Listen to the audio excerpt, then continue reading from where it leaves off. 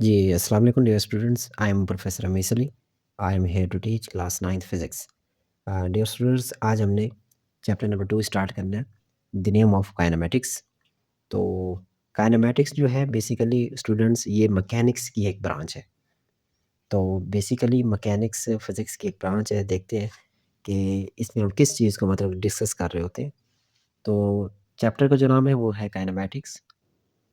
और काइनेमैटिक्स जो है बेसिकली मैकेनिक्स की एक ब्रांच है। तो मैकेनिक्स की ना बेसिकली 2 ब्रांच होती हैं, एक काइनेमैटिक्स के अंदर है और दूसरा क्या डायनामिक्स है। तो इस चैप्टर के अंदर हम काइनेमैटिक्स जो है बेसिकली वो हम डिस्कस करेंगे। तो mechanics is the branch of physics that deals with the motion of object and force that change it. Dear mechanics के अंदर हम बेसिकली किसी भी ऑब्जेक्ट की मोशन के बारे में डिस्कस करते हैं और उस ऑब्जेक्ट पर मतलब कि वो ऑब्जेक्ट अगर मूव कर रहा है, वो किस वजह से मूव कर रहा है, उसको कहाँ से फ़ोर्स इतनी मतलब कि मिली कि वो मूव करने लग गया। हम 2 चीज़ों के बारे में पढ़ते हैं मैकेनिक्स के अंदर। एक हम ऑब्जेक्ट की मोशन के बारे में और एक उसके मोशन की कॉज़ उस किस वजह से मतलब कि वो ऑब्जेक्ट मूव कर रहा है, हम 2 चीज़ों के बारे में इधर पढ़ते हैं, ठीक है? तो बेसिकली इस चैप्टर के अंदर हमने काइनेमैटिक्स का ज़िक्र करना है और काइनेमैटिक्स के अंदर हम जस्ट ओनली मोशन के बारे में पढ़ते हैं। हम उसकी फ़ोर्स के बारे में नहीं पढ़ते कि ऑब्जेक्ट मूव कर रहा है, किस फ़ोर्स की वज़ह से मूव कर रहा है, वो हम डिस्कस नहीं करते। तो बेसिकली पहले तो हम देखते हैं काइनेमैटिक्स किसे कहते हैं। Kinematics is the study of motion of object without referring two forces. तो काइनेमैटिक्स जो है बेसिकली हम किसी भी ऑब्जेक्ट की मोशन के बारे में पढ़ते हैं विदाउट रेफरिंग टू फोर्स। मतलब कि उसको जो फ़ोर्स लगी उसके बारे में हम डिस्कस नहीं करते। क्लियर? इसकी एग्ज़ाम्पल है, मैंने ईज़ी करके लिखा हुआ है एग्ज़ाम्पल भी। जैसे एक कार एक्सेलरेटिंग, एक चलती हुई जो गाड़ी है वो किसकी एग्ज़ाम्पल है? काइनेमैटिक्स की एग्ज़ाम्पल है, क्योंकि वो क्या मोशन में है। इसी तरह एक साइक्लिस्ट मूविंग, जो साइकिल हम चलाते हैं वो मोशन में होती है बेसिकली। अ, वो क्या है? काइनेमैटिक्स की एग्ज़ाम्पल है। Similarly flowing water and sailing board, इसी तरह पानी का बहना, दूसरा कश्ती का चलना on the surface of the ocean, on the surface of the river, ये किसकी एग्जांपल है? काइनेमैटिक्स की एग्जांपल है। बिकॉज़ ये बेसिकली जिन ऑब्जेक्ट का मैंने यहाँ पे डिस्कस मतलब कि कर रहा हूँ, ये सारे ऑब्जेक्ट क्या मोशन में है। और बेसिकली मोशन हम किस में डिस्कस कर रहे होते हैं? काइनेमैटिक्स के अंदर डिस्कस कर रहे होते हैं। क्लियर? उसके बाद जो है डायनामिक्स जो है डियर, डायनामिक्स जो है is the branch of mechanics in which we study about motion and their effect on the motion of object. डायनामिक्स के अंदर हम एक फैक्टर और डिस्कस करते हैं मोशन के साथ, उसका जो इफ़ेक्ट है वो किस वजह से मतलब कि वो मूव किया उसने, उसका भी हम बेसिकली ज़िक्र जो है वो कर रहे होते हैं। मतलब कि एक ऑब्जेक्ट है, मूव कर रहा है, क्यों कर रहा है, कहाँ से उसे फ़ोर्स लगी, ये जो फ़ोर्स का जो फैक्टर है, ये डायनामिक्स के अंदर डिस्कस किया जाता है। क्लियर? अब इसकी जो एग्ज़ाम्पल है, ये मैंने यहाँ पे एग्ज़ाम्पल लिखी हुई है। ए साइक्लिस्ट अप्लाइंग ब्रेक्स। अब साइकिल क्या है, मूव कर रही है, जब हम उसके ऊपर ब्रेक्स अप्लाई करते हैं, इसका मतलब ये है कि हम उसे मतलब कि स्टॉप करना चाहते हैं। और हम स्टॉप किस वजह से कर रहे हैं? ब्रेक्स अप्लाई कर रहे हैं। और ब्रेक बेसिकली क्या है? एक फ़ोर्स है। तो इट्स मीन दैट डायनामिक्स के अंदर ऑब्जेक्ट की मोशन और उसके साथ फ़ोर्स का भी क्या डिस्कस किया जाता है। नेक्स्ट एग्जांपल क्या है? Pushing a box on the floor. जब आप किसी भी बॉक्स को फ्लोर पर आप क्या कर रहे होते हैं? पुश कर रहे होते हैं, तो बेसिकली फ़ोर्स अप्लाई कर रहे होते हैं। और एक ऐसी फ़ोर्स भी होती है जो कि उसे रोक रही होती है, वो कौन-सी होती है? रेज़िस्टिव फ़ोर्स होती है। फ्रिक्शन फ़ोर्स होती है, जो कि बॉक्स और उस फ्लोर के दरमियान जो रोकने वाली फ़ोर्स है, वो क्या है? फ्रिक्शन फ़ोर्स है। तो यहाँ पे आप पुश तो कर रहे हैं, ठीक है? और पुश करने से बॉक्स मोशन में आ रहा है, लेकिन फ्रिक्शन की फ़ोर्स है, जो कि उससे क्या कर रही है? मतलब कि स्टॉप मतलब कि करना चाहती है। तो यहाँ पे दोनों फैक्टर हैं। आप इसके मोशन के बारे में भी मतलब कि पुश करने से क्या मोशन है, मोशन में आ गया बॉक्स। और किस वजह से पुश किया आपने? आप अपने हाथ से उसे आप पुश कर रहे हैं, फ़ोर्स दे रहे हैं ना, मैकेनिकल एनर्जी दे रहे हैं। तो बेसिकली ये किसके अंदर आता है? डायनामिक्स के अंदर आता है। क्लियर? उसके बाद स्टूडेंट्स ये हमारा जो टॉपिक स्टार्ट हो रहा है स्केलर और वेक्टर का, ठीक है। तो इसको हम क्या करते हैं, डिस्कस करते हैं। पहला क्या है, स्केलर।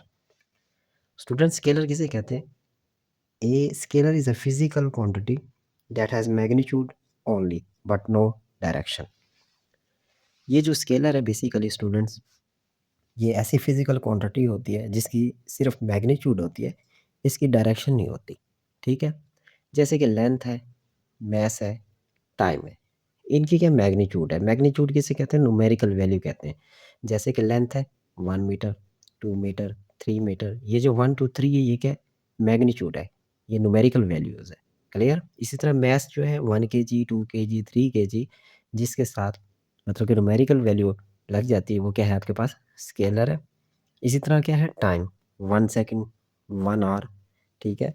तो बेसिकली ये 1 सेकेंड, 2 सेकेंड, 3 सेकेंड, ये 1 2 3 जो ये मैग्नीट्यूड है, ये सिर्फ किस में होती है, ये स्केलर में होती है, इसकी डायरेक्शन नहीं होती।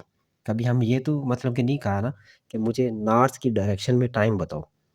Time has only magnitude not direction, and that is called scalar, ठीक है।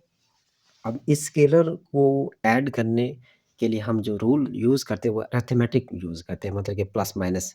जैसे कि ये क्या है, लेंथ की अगर मैंने एग्जांपल यहाँ पे ली है कि 5 मीटर है एक लेंथ, और दूसरी क्या है 3 मीटर है। अगर हमने इसे ऐड करना है तो हम सिंपली अरिथमेटिक रूल यूज़ करेंगे, प्लस करेंगे, और 5 + 3 = 8 मीटर। सिंपल। हम इसी तरह मैथ्स और टाइम को भी हम ऐसे क्या करते हैं, ऐड कर लेते हैं। क्लियर? उसके बाद स्टूडेंट वेक्टर है, बड़ा ही simple. A vector is a physical quantity which needs magnitude as well as directions to describe it completely.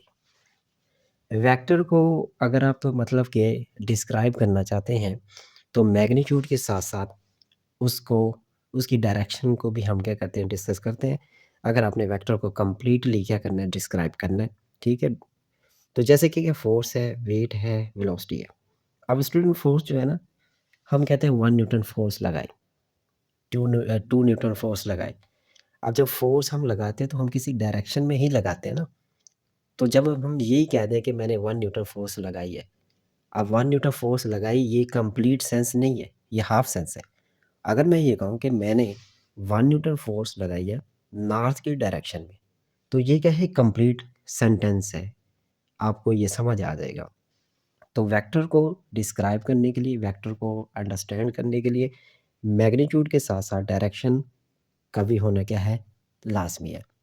अब इस वेक्टर को बेसिकली हम कैसे मतलब कि ऐड करते हैं, इसका अलग से एक रूल होता है। हम इसको मतलब कि 2 + 2, मतलब कि जैसे हमने स्केलर को ऐड किया, हम ऐसे ऐड नहीं कर सकते। इसके अंदर क्या है, डायरेक्शन भी है, तो एक रूल है। तो स्टूडेंट्स आप क्या करें, इस बेसिकली इस ये जो फर्स्ट पार्ट है इसका आप स्क्रीनशॉट ले लें और साथ के साथ इसके नोट्स बनाएं। तो नेक्स्ट जो है डियर, वो है हम फैक्टर को ऐड कैसे करते हैं। तो उससे पहले ये है कि वेक्टर को रिप्रेजेंट कैसे किया जाता है, ठीक है। ये भी एक इम्पोर्टेंट क्वेश्चन है। देखो वेक्टर को ना हम बेसिकली दो मेथड से है मतलब कि रिप्रेजेंट करते हैं। एक होता है सिम्बॉलिकली, एक होता है ग्राफिकली। ये आपने याद रखना है। तो पहले हम सिम्बॉलिकली मतलब कि डिस्कस कर लेते हैं। Vector represented by an arrow, like ये मैंने एग्जांपल दिया। एक तो सिम्बॉलिकली के अंदर वेक्टर को एरो से आप क्या करते हैं, रिप्रेजेंट करते हैं। जैसे कि मैंने फोर्स वेलोसिटी क्या है, एक वेक्टर है ना, तो हम फोर्स के ऊपर एरो लगा देते हैं, वेलोसिटी के ऊपर भी एरो लगा देते हैं। ये बेसिकली वेक्टर को शो कर रहा होता है,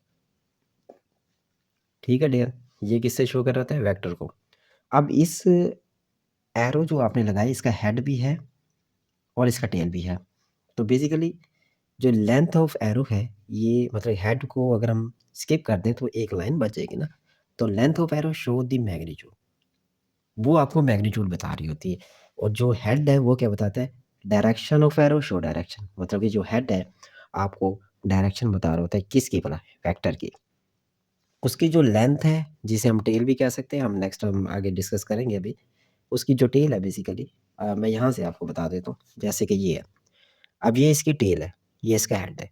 ये जो टेल है ना बेसिकली, ये आपको बता रही है मैग्नीट्यूड, कि वेक्टर की मैग्नीट्यूड कितनी है, और हेड जिस डायरेक्शन में है, तो बेसिकली वो बता रहा है कि ये वेक्टर इस डायरेक्शन में है। क्लियर?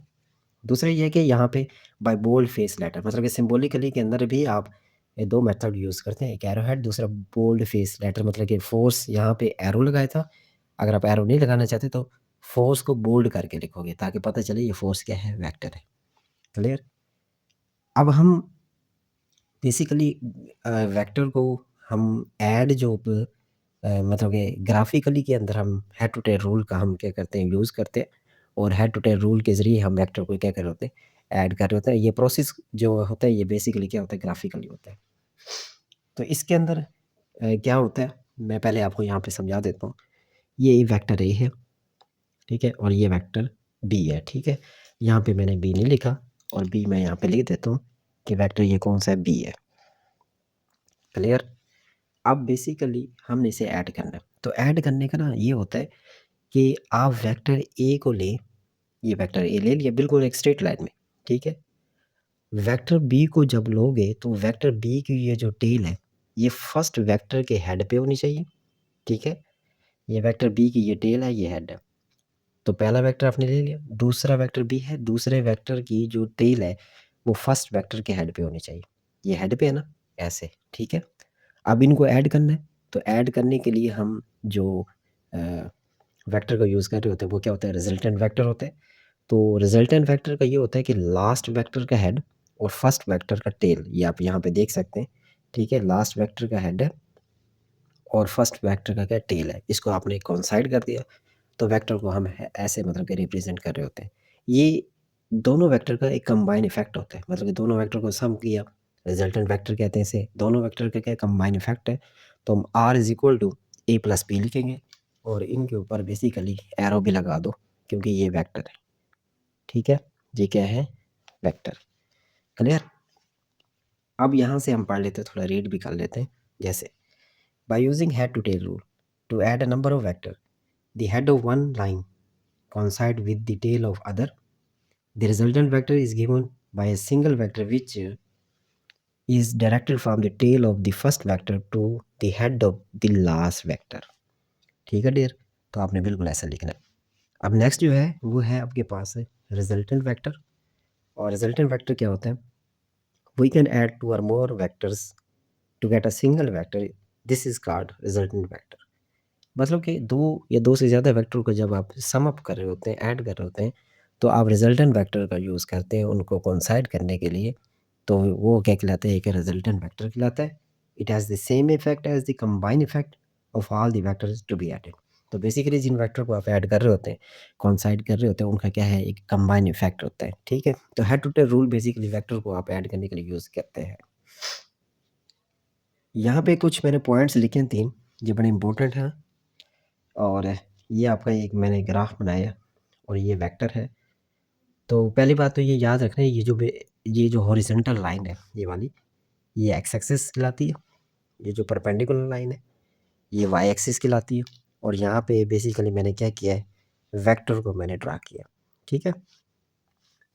अब पहला क्या है, the point where their axis meet is known as origin. The point where these axis meet is known as origin, मतलब कि ये जितने भी पॉइंट है जिस एक्सिस पे मतलब कि मिल रहे हैं, मीट कर रहे हैं, उसको हम ओरिजिन कहते हैं। जैसे मैंने यहाँ पे लिखा हुआ है ओरिजिन, ये भी एक पॉइंट पे मिल रहा है, ठीक है। जैसे कि वाई एक्सिस, एक्स एक्सिस और ये वेक्टर एक ही पॉइंट पे, ये हम ओरिजिन इसे कहते हैं, ठीक है। तो ओरिजिन की डेफिनेशन भी आ सकती है। Direction is usually given by angle theta with x axis. ये जो बेसिकली जो वेक्टर मैंने ड्रा किया ये एक्स एक्सिस के साथ एंगल बना रहा है। तो ये एंगल किसे शो कर रहा है, डायरेक्शन को शो कर रहा है। किसकी बना, वेक्टर की। क्लियर?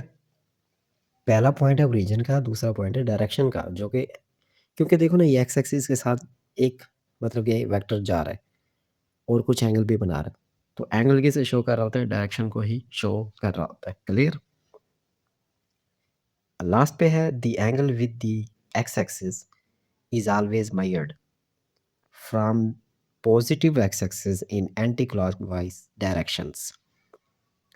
अब वो कहते हैं कि हम हमेशा मतलब कि जो एंगल बना रहे होते हैं वो पॉजिटिव एक्स एक्सिस से बना रहे होते हैं, और जो एंगल बन जाते हैं हम उसे ड्रा कर रहे होते हैं तो वो एंटी क्लॉकवाइज होता है। यहाँ से आप देख सकते हैं ये एरो, ये इस तरफ है, मतलब कि इस एरो की डायरेक्शन इस तरफ है, ये एंटी क्लॉकवाइज है, ये क्लॉकवाइज है, लेकिन जो आप एंगल रिप्रेजेंट कर रहे होते हैं वो क्या होता है, एंटी क्लॉकवाइज होता है। ओके डियर, तो बेसिकली ये पहला टॉपिक था कंप्लीट। मैं आपको एक नोट्स बना के दे दिए है, तो यहाँ पे आप स्क्रीन लें। पहले आपने काइनेमेटिक्स, मैकेनिक्स, डायनामिक्स की डेफिनेशन तैयार करनी है, उसके बाद इसकी एग्जाम्पल भी मैंने लिखी हुई है, फिर स्केलर और वेक्टर किसे कहते हैं, ठीक है, ये भी आपने याद करना है विद एग्जाम्पल।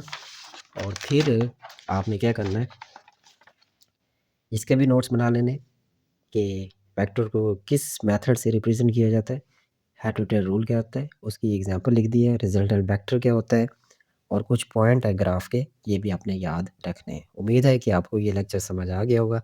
ठीक है, तो नेक्स्ट लेक्चर में मिलते हैं। अल्लाह हाफिज़।